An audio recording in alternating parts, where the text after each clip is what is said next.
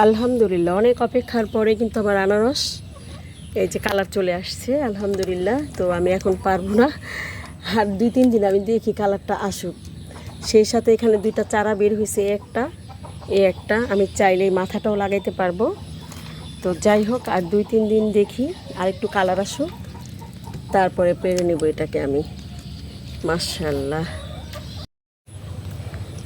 ভিডিওটা বন্ধ করে কই এই পাশটা একটু দেখি, উল্টাইছি। তো এই পাশটা উল্টানোর সময় দেখি এই পাশটা একটু বেশি কালার আসছে, কিন্তু এটা গোড়া থেকে ছুটে গেছে, যে আমার আর অপেক্ষায় ছিল না।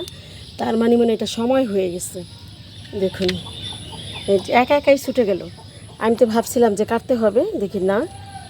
তো এখন এটা জানি না ভিতরটা কেমন হয়, এখন কাটার পরে দেখতে পারবো। তারপরে আলহামদুলিল্লাহ নিজের লাগানো ছাদ বাগানের আমি কিন্তু এটাই মাথা লাগাইছিলাম।